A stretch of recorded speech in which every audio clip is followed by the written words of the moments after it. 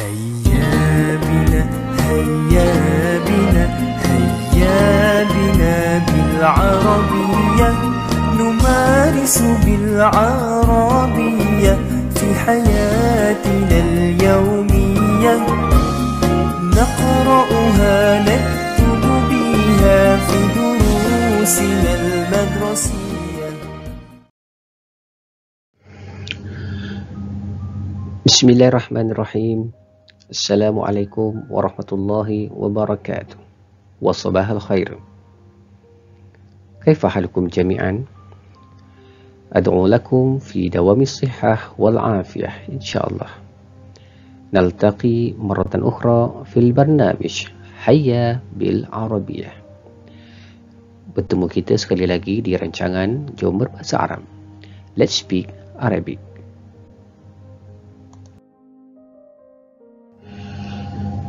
إن شاء الله سنواصل درسنا اليوم بالموضوع رفقا بالحيوانات. إن شاء الله pada kali ini kita akan sambung lagi tajuk kita berkenaan dengan berbuat ihsan dengan haiwan.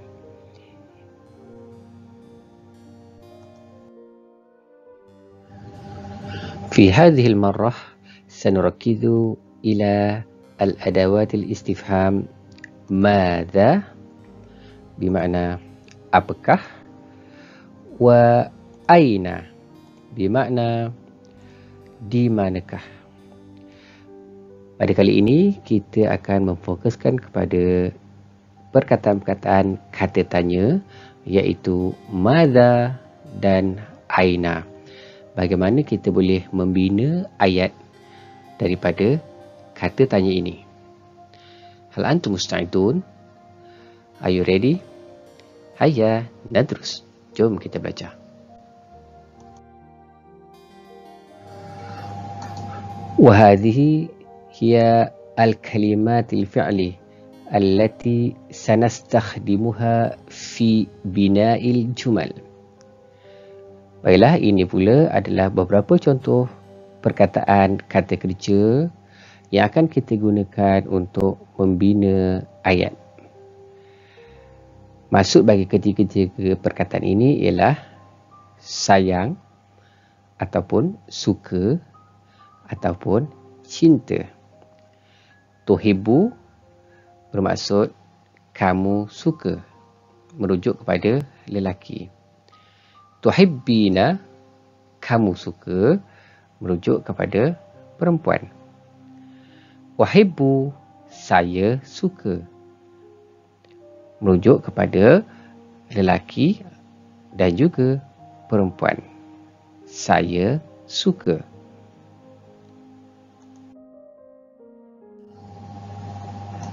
Dan ini juga merupakan kata kerja yang akan kita gunakan untuk membina ayat nanti.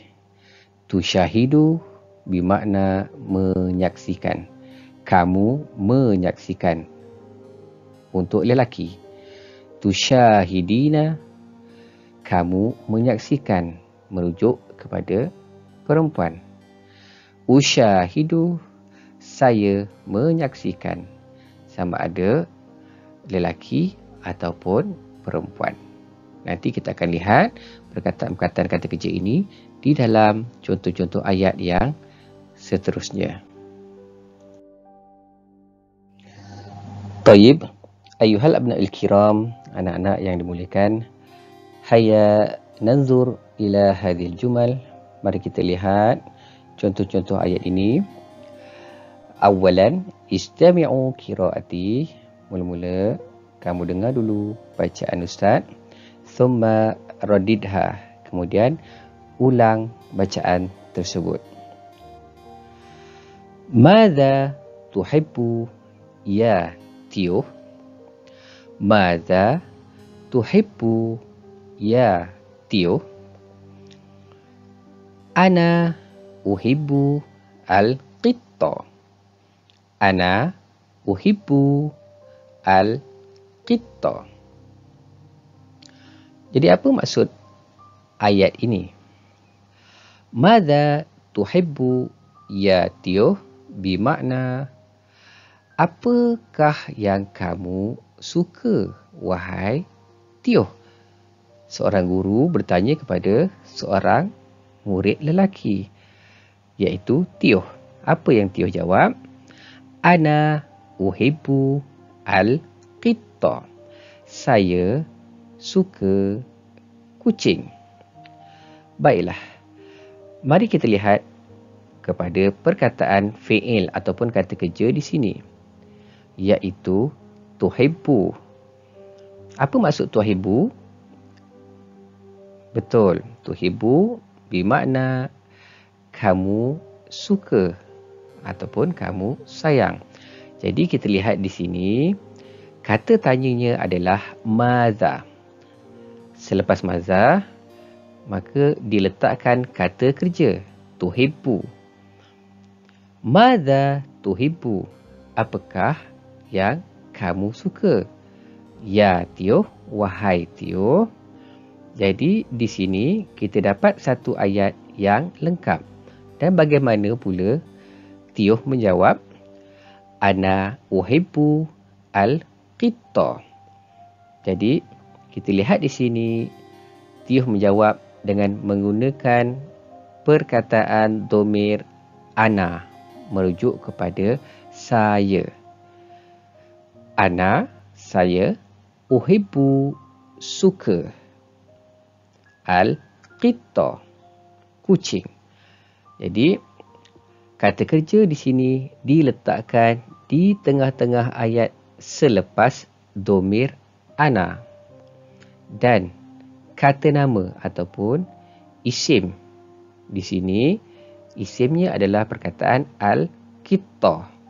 Maka perkataan al-qitta itu hendaklah dibariskan dengan baris atas.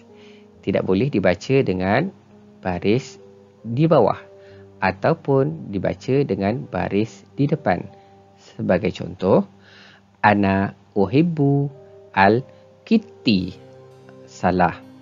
Ataupun ana uhibbu al-qittu. Juga bacaan ini salah. Yang betul, ana uhibbu al-qitta. Perkataan kata nama selepas fi'il itu hendaklah dibariskan dengan baris atas. Madza tuhibbu ya Tioh? Apa yang awak suka, wahai Tioh?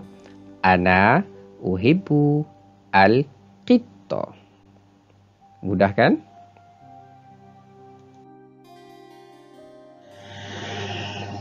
Mari kita lihat pula contoh ayat ini. Madza tuhibbina ya Fatimah? Madza tuhibbina ya Fatimah? Ana uhibbu ad-dubba. Ana uhibbu ad-dubba. Apa yang ditanya oleh pelukis itu kepada murid perempuan tersebut? Madza tuhibbina ya Fatimah? Apakah yang kamu suka, wahai Fatimah? Fatimah menjawab, ana uhibbu ad-dubba. Saya suka beruang. Maka cuba kamu perhatikan perkataan kata kerja di sini, iaitu tuhibbina. Maka perkataan tuhibbina kita gunakan merujuk kepada seorang perempuan. Jadi kata tanya di sini adalah maza. Maza diletakkan di awal ayat. Maza tuhibbina ya Fatimah? Apakah yang kamu suka, wahai Fatimah? Maka Fatimah menjawab, ana uhibbu ad-dubba. Jika kita perhatikan, perkataan uhibbu berada di tengah-tengah ayat selepas dhamir ana dan sebelum kata nama ad-dubba. Jadi di sini kita dapat faham bahawa kata kerja ini perlu diletakkan di tengah ayat. Dan kata nama selepas kata kerja mestilah dibariskan ataupun dibaca dengan baris atas. Ana uhibbu ad-dubba. Tidak boleh kita baca ana uhibbu ad-dubbu ataupun ana uhibbu ad-dubbi. Mari kita lihat contoh ayat seterusnya. Madza tusyahidu ya Ahmad? Madza tusyahidu ya Ahmad? Ana usyahidu al-qirda. Ana usyahidu al-qirdah. Apakah maksud ayat tanya ini? Madza tusyahidu ya Ahmad? Apakah yang kamu saksikan, wahai Ahmad? Ana usyahidu al-qirdah. Saya menyaksikan seekor monyet. Jika kamu perhatikan, kata tanya yang digunakan di sini ialah madza dan kata kerja yang digunakan iaitu tusyahidu berada selepas madza. Maka tusyahidu ini adalah perkataan yang digunakan merujuk kepada lelaki. Dan kita lihat pada contoh ayat jawab. Ana usyahidu al-qirda. Usyahidu ni juga kita dapati kata kerjanya berada selepas domir ana. Berada di tengah-tengah ayat. Dan kita dapati juga perkataan kata nama al-qirda dibariskan dengan baris atas. Baiklah, kita lihat contoh seterusnya. Madza tusyahidina ya Mina? Madza tusyahidina ya Mina? Ana usyahidu as-thu'bana. Ana usyahidu as-thu'bana. Jadi di sini sama juga seperti yang sebelum ini. Kita dapati perkataan kata kerja tusyahidina. Ya. Dan usyahidu. Kedua-duanya berada di tengah-tengah ayat. Menunjukkan tusyahidina, kata kerja ini merujuk kepada perempuan. Dan usyahidu sama ada lelaki atau perempuan, kita boleh guna perkataan usyahidu untuk menjawab. Jadi, yang perempuan atau Mina itu jawab, ana usyahidu as-thu'bana. Apa yang kamu saksikan, wahai Mina? Saya menyaksikan seekor ular. Jadi, perkataan thu'bana juga dibariskan dengan baris atas.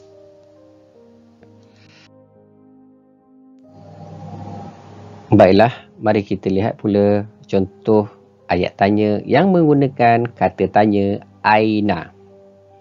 Aina bermaksud di manakah. Aina tusyahidu at-ta'ira ya Tony? Aina tusyahidu at-ta'ira ya Tony? Ana usyahidu at-ta'ira fil qafasi. Ana usyahidu at-ta'ira fil qafasi. Apa maksud ayat ini? Aina tusyahidu at-ta'ira ya Tuni? Di manakah kamu menyaksikan burung, wahai Tony? Ana usyahidu at-ta'ira fil qafasi. Saya menyaksikan burung di dalam sangkar. Baik, cuba anda nak perhatikan kata kerja tusyahidu yang berada selepas kata tanya. Dan at-ta'ira dibaca dengan berbaris atas. Sama juga dengan yang sebelum-sebelum ini. Jadi, yang menjawab, Tony menjawab, ana usyahidu menggunakan kata kerja usyahidu. Dan at-ta'ira juga digunakan ataupun dibaca dengan baris atas. Diambil semula ayat tanya yang di atas itu, cuma ditukarkan perkataan tusyahidu kepada usyahidu. Baik, kita lihat contoh seterusnya. Aina tusyahidina ad-dubba ya Melin. Aina tusyahidina ad-dubba ya Melin. Ana usyahidu ad-dubba fil ghabah. Ana usyahidu ad-dubba fil ghabah. Aina tusyahidina ad-dubba ya Melin. Di manakah kamu menyaksikan beruang, wahai Melin? Ana usyahidu ad-dubba fil ghabah. Saya menyaksikan beruang di dalam hutan. Jadi di sini kata kerja yang digunakan adalah tusyahidina, merujuk kepada perempuan. Dan kata nama ad-dubba dibaca dengan baris atas. Jadi perkataan usyahidu digunakan untuk merujuk kepada domir ana. Ya.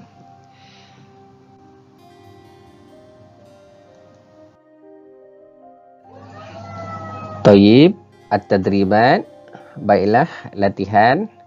Cuba kamu jawab ya, soalan-soalan yang diberi berdasarkan gambar yang diberi. Contoh soalan yang pertama. Madza tusyahidu ya Ahmad? Jadi, bagaimana kita nak menjawab? Kamu lihat gambar apa tu, kemudian cuba kamu jawab, letakkan tempat kosong menggunakan kata nama ataupun isim yang betul. Ana usyahidu, saya menyaksikan. Okey, dia tengok ataupun dia saksikan gambar apa tu. Ya. Jadi bariskan dan eja dengan perkataan yang betul. Soalan yang kedua. Madza tusyahidina ya Amirah? Apa yang kamu saksikan, wahai Amirah? Ana usyahidu, saya menyaksikan. Okey, lihat gambar apa tu, kemudian tuliskan jawapan kamu pada tempat kosong. Soalan yang ketiga. Madza tusyahidu ya Irfan? Jadi isikan tempat kosong. Ana usyahidu, apa yang kamu saksikan? Ya, saya menyaksikan. Apa dia, gambar apa sebelah tu? Soalan nombor 4. Madza tusyahidina ya Damia? Ana usyahidu. Baik, gambar apa itu?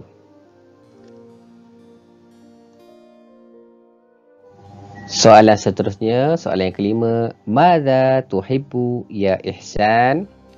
Ini kata kerja yang digunakan berbeza daripada soalan sebelum ini. Apa yang kamu suka, wahai Ihsan? Ana uhibbu, saya suka. Suka apa ni? Ihsan suka apa? Tengok gambar. Ya. Kemudian, eja perkataan ini tersebut dan bariskan dengan baris yang betul. Soalan nombor 6. Madza tuhibbina ya Alisa? Apa yang kamu suka, wahai Alisa? Ana uhibbu, saya suka. Okey, gambar apa ni? Gambar beruang. Tuliskan jawapan kamu dalam bahasa Arab dengan ejaan dan baris yang betul. Soalan yang ketujuh. Soalan ketujuh menggunakan kata tanya aina.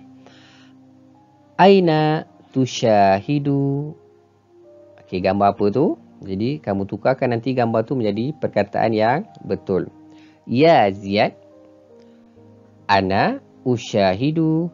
Okey, jadi letakkan perkataan yang betul berdasarkan gambar tu. Fil ghabah. Saya menyaksikan. Okey, saksikan apa? Fil ghabah, di dalam hutan.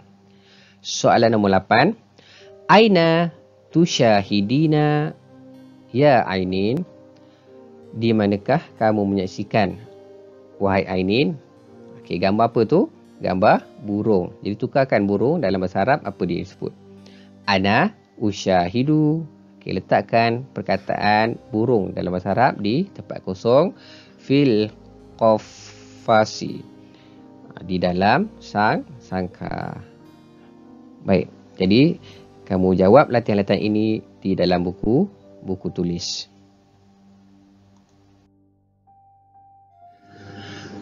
طيب نكتفي بهذا القدر. أرجو لكم أن تفهموا ما درسنا في هذا اليوم.